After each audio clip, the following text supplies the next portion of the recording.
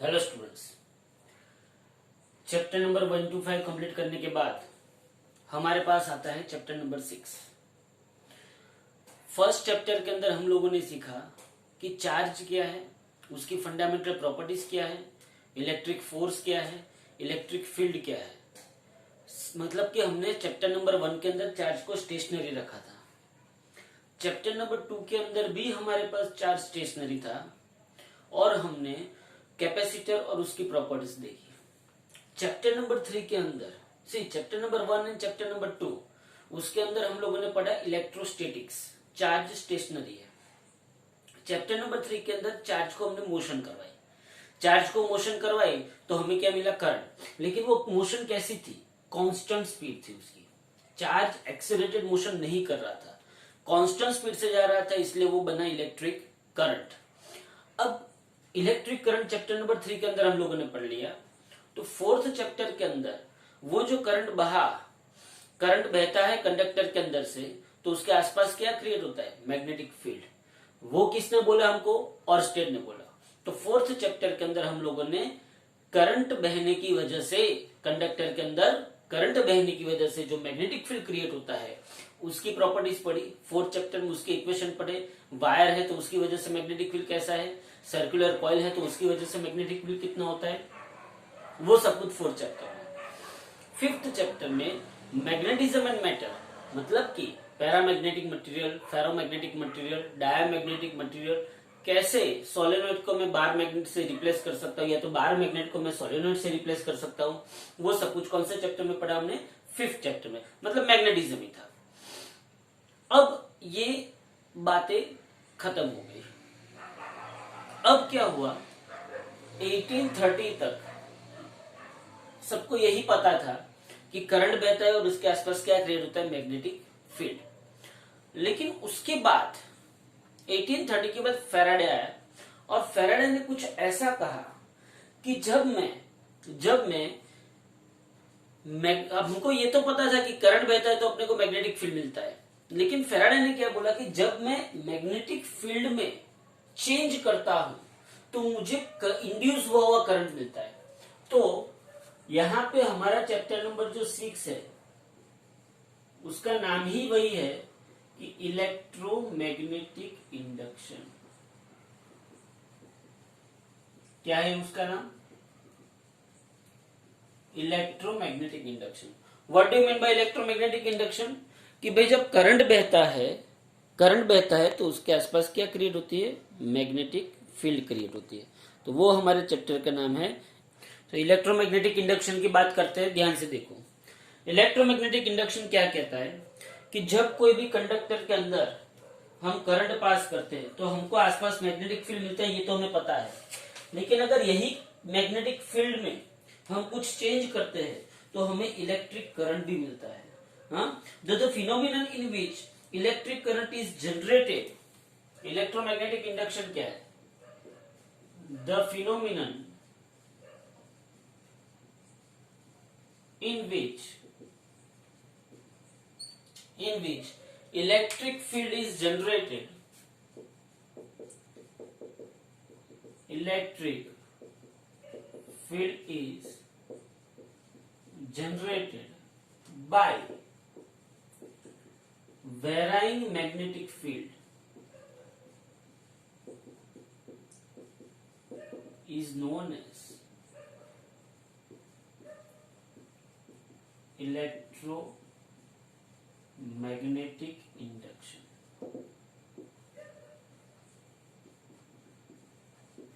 वैसे देखने जाओ तो इसको मैं ऐसे भी बोल सकता हूं कि मैं इंड्यूस कर रहा हूं। क्या इंड्यूस कर रहा हूं? Electric field. किसकी वजह से? मैग्नेटिक फील्ड की वजह से। मैं इंड्यूस कर रहा हूं किसको? इलेक्ट्रिक फील्ड को। किसकी वजह से? मैग्नेटिक फील्ड में चेंज की वजह से। यहाँ पे ये वर्ड बहुत ही मायने रखता है कि मैग्नेटिक फील्ड सिर्फ नहीं, मैं बाहर मैग्नेट रख दूं और करंट बहना स्टार्ट हो जाए, ये पॉसिबल नहीं है।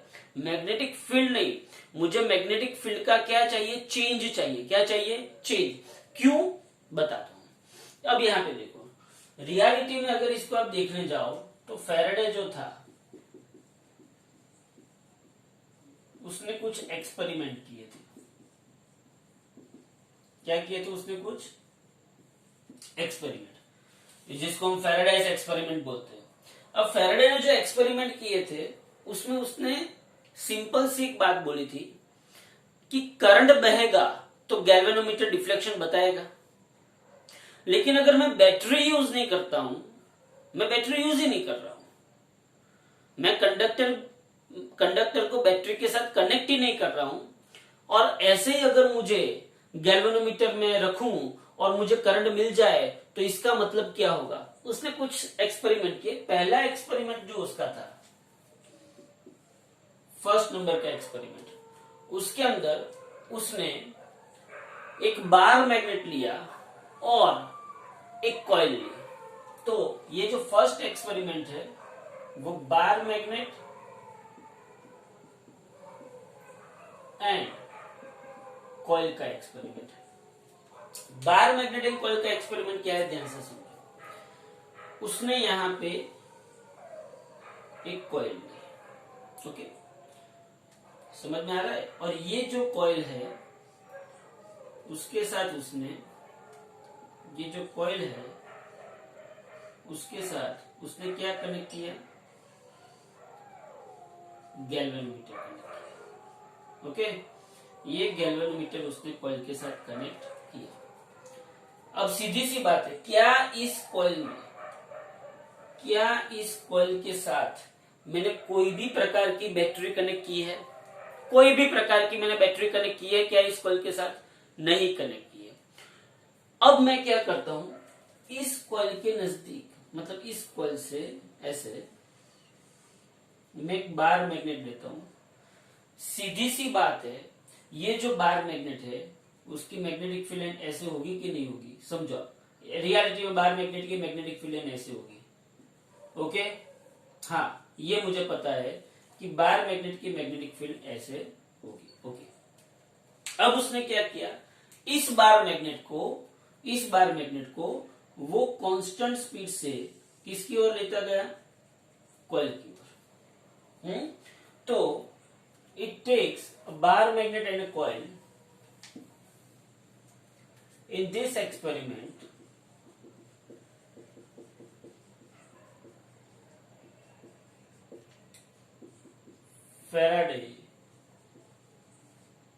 Faraday used a bar magnet and a coil connected with a galvanometer. A bar magnet and a coil connected with a galvanometer.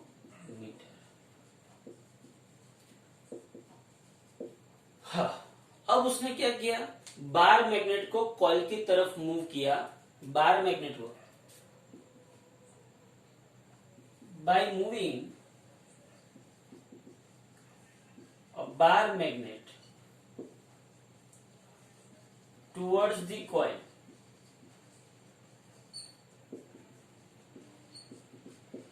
With constant speed.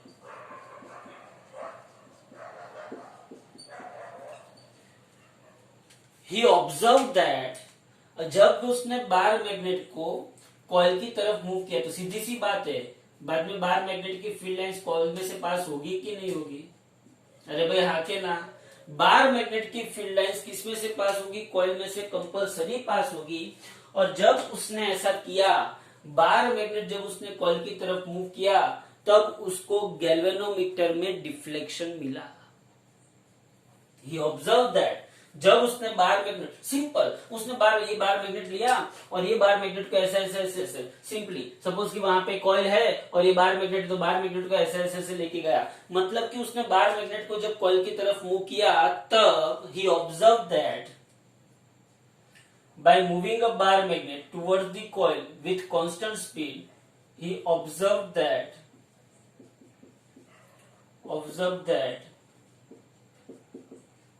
the deflection occurs in galvanometer. अरे भाई galvanometer में deflection कब मिलता है? जब current flow होता है तब। यहाँ पे कोई भी प्रकार की बैटरी कनेक्टेड नहीं है, फिर भी उसको गैल्वेनोमीटर में डिफ्लेक्शन मिला। डिफ्लेक्शन मिला इसका मतलब ये हुआ कि यहाँ पे कहीं पे भी करंट पास हुआ होगा, किसके अंदर, कॉइल के अंदर। It proves that there must be current flowing through the coil. Okay, लेकिन अभी पिक्चर बाकी है। पिक्चर क्या बाकी है कि जब उसने गैल्वेनोमीटर कॉइल के नजदीक जब वो बार मैग्नेट को ले गया, हाँ, करंट फ्लो हुआ, बहुत बढ़िया। अब जब ये बार मैग्नेट को इसके दूर ले जाता है, किसके दूर, कॉइल के दूर, तब ये जो डिफ्लेक्शन बता रहा है ना पॉइंटर, गैल्वेनोमीटर का जो पॉइंटर है जो डिफ्लेक्शन बताता है वो अपोजिट डायरेक्शन में जाता है। समझो, सपोज कि उसने गैल्वेनोमीटर को नजदीक ले गया, सी इसके अंदर करंट, इसके अंदर एक और भी आएगा कि करंट कौन सी डायरेक्शन में बहता है, लेकिन वो हम बाद में देखते हैं। बाद में मतलब लेंज लॉ करके एक पूरी थियरी है, लेकिन पहले मैं आपको क्या समझाना चाहता हूं कि पहले उसने वो दिमाग नहीं लगाया कि करंट कौन सी डायरेक्शन में बहता है। पहले उसने क्या दिमाग लगाया कि भाई मैं बाहर मैग्नेट को मूव करता हूं तो कंपलसरी करंट बहता है, किसके अंदर, कॉइल के अंदर। अब उसने क्या किया कि भाई बाहर मैग्नेट को जब वो उस कॉइल के नजदीक लाता था, तब सपोज कि ये गैल्वेनोमीटर का पॉइंटर यहां से ऐसे जाता था, तो जब बाहर मैग्नेट को वो कॉइल से दूर ले जाता था, तब गैल्वेनोमीटर का पॉइंटर ऑपोजिट डायरेक्शन में जाता था। When it reverses, when it move, when he move a bar magnet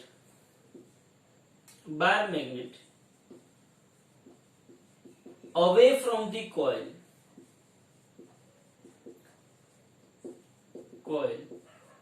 pointer, direction of deflection,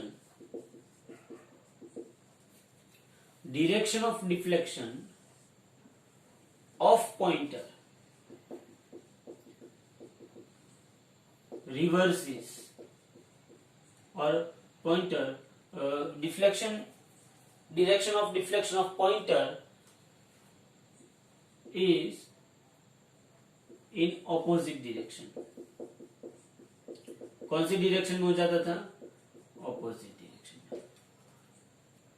फिर उसने तीसरा क्या ऑब्जर्व किया, देख पहला क्या, उसने बार मैग्नेट को कॉइल के नजदीक ले गया, तब उसको डिफ्लेक्शन मिला। हाँ, जब वो बार मैग्नेट को कॉइल के दूर ले गया तब भी उसको डिफ्लेक्शन मिला, भले ही वो ऑपोजिट डायरेक्शन में मिला, लेकिन डिफ्लेक्शन तो मिला ना। हाँ, अब तीसरा उसने क्या किया, when he did not move bar magnet, उसने बार मैग्नेट को मूव नहीं किया, when he did not move bar magnet, then that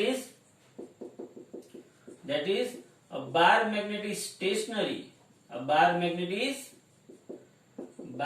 is stationary, there is no deflection, there was no deflection in a galvanometer, that is no current flowing through the coil, no current flowing through the coil। इसका मतलब क्या हुआ, इसका मतलब ये हुआ उसने ये एक्सपेरिमेंट करके एक कंक्लूजन निकाला। क्या कंक्लूजन निकाला, चलो बोलो।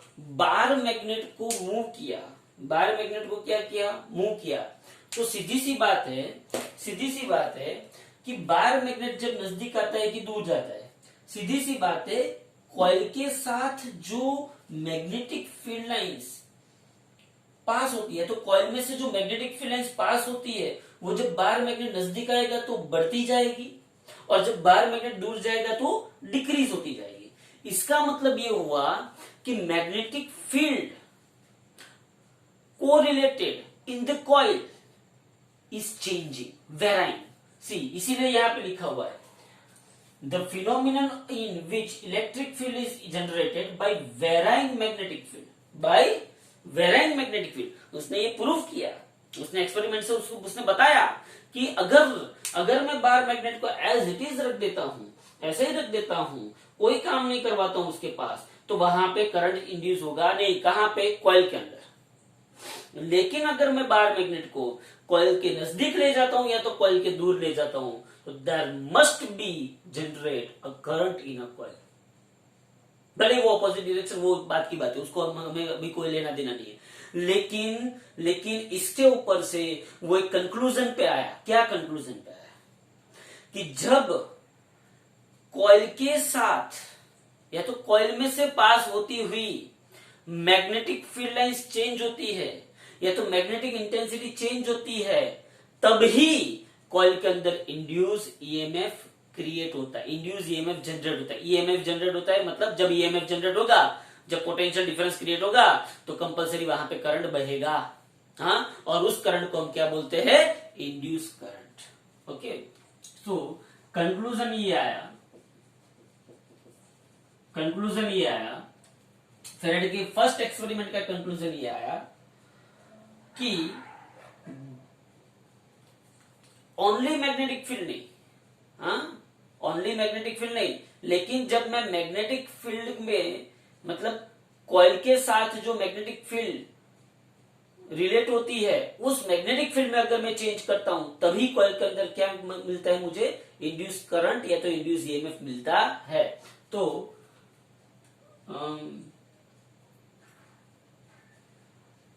change in magnetic field, not only magnetic field, but to induce current or EMF in a coil, there must be change in magnetic field, change in magnetic field required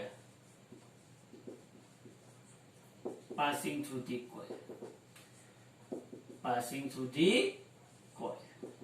मतलब कि सिर्फ magnetic field नहीं, लेकिन coil के साथ जो magnetic field पास हो रहा है उसका चेंज रिक्वायर्ड है। बोलो, इतना पता चला? तो यहाँ पे आप देखो, यहाँ पे उसने कोई भी प्रकार की बैटरी यूज नहीं की है। यहाँ पे उसने गैल्वेनोमीटर रखा है, किसके साथ? कॉइल के साथ। मैग्नेट को नजदीक लाया तो मुझे डिफ्लेक्शन मिला, मैग्नेट को दूर ले गया तो डिफ्लेक्शन अपोजिट डायरेक्शन में मिला। जब डिफ्लेक्शन मिला, इसका मतलब ये हुआ कि कॉइल के अंदर कंपलसरी इलेक्ट्रिक करंट पास हुआ है। बस यही मेन रिजल्ट है। क्या रिजल्ट है? कि जब मैं मैग्नेटिक फील्ड का चेंज करता हूं, क्या करता हूं? मैग्नेटिक फील्ड का चेंज, जो कॉइल में से पास हो रही है, वो मैग्नेटिक फील्ड का जब मैं चेंज करता हूं, तब कंपलसरी कॉइल के अंदर इंड्यूस करंट या तो इंड्यूस ईएमएफ जनरेट होता है। बोलो, ये पता चला? हाँ, तो ये नॉर्मल सा फर्स्ट एक्सपेरिमेंट फैराडे का है।